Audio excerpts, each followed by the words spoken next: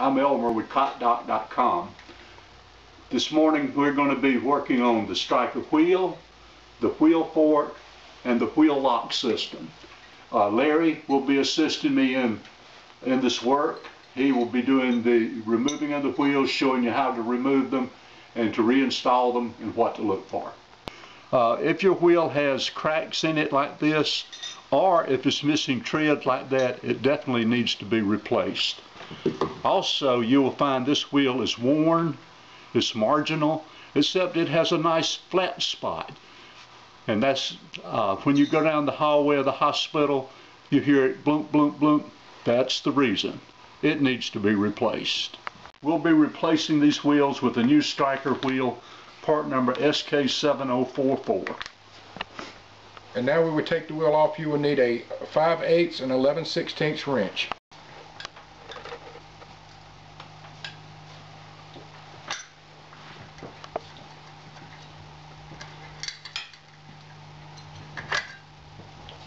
We need to know how this wheel fork is bad. If we get it and there's any side motion like this, it's either bad or it needs tightening. If you turn it and it makes a noise or it's rough feeling, you have bad bearings and it needs to be replaced. To replace the wheel fork, we'll need to remove this nut, and you may find that this nut is either 3/4 or 1 inch size, depending on the exact version of Stryker cot you have. To remove this nut, we need to hold the back side of this bolt. There's two ways to do this. One is what we call the screwdriver trick, which we need a screwdriver and a hammer, and the other is the Stryker method, which requires that we drill out a pop rivet and reinstall a pop rivet later. Alright, we want to remove this caster bolt. The caster bolt has a recessed area in the lower tube. What we're going to be doing is we're going to actually wedge a screwdriver in here so it cannot turn. And Larry can now remove the nut.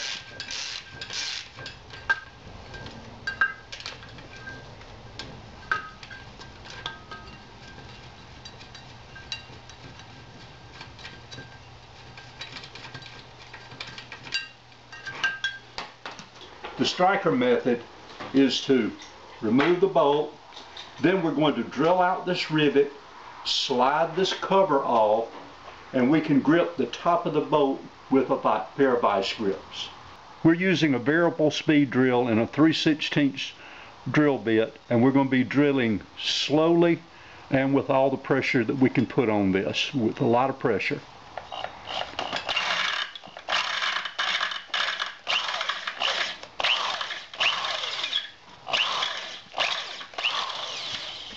You there? All right. After you have drilled the pop rivet out, the easiest way to remove the casting cover is with a screwdriver. One reason that we prefer the screwdriver method is when you drill these out, you often make the hole much too large to use, and often you crack the piece, meaning you have to replace this whole part. We're going to be replacing the bad wheel fork with a new one, our part number SK7050. We have two choices of fasteners. The old style has the bolt, a spacer, a washer, and a nut. The new style consists of a bolt and all the other parts are built into one. One difference is 1 inch diameter compared to 3/4 inch diameter.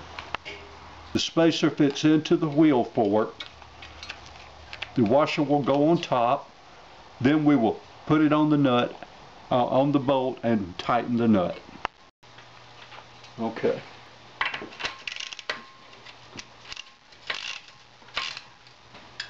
We're going to be replacing the caster mount cover, sliding it back into place. We will be using an aluminum pop rivet rather than a stainless steel pop rivet. There's no tension on this part, so there's no need to use the stainless. This is a 3/16 pop rivet. We'll put the wheel on and our job will be complete.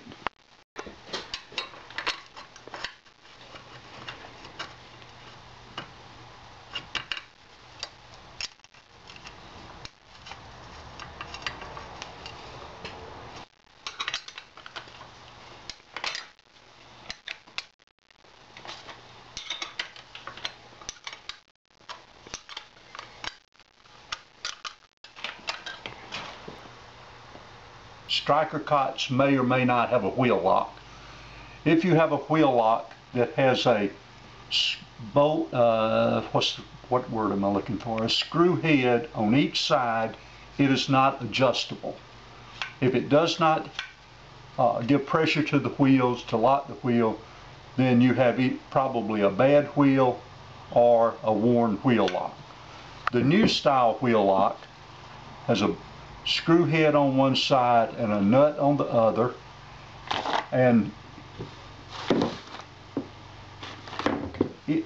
inside this red pedal there is a cam that you can adjust to apply more pressure to the wheel so that the wheel lock is effective.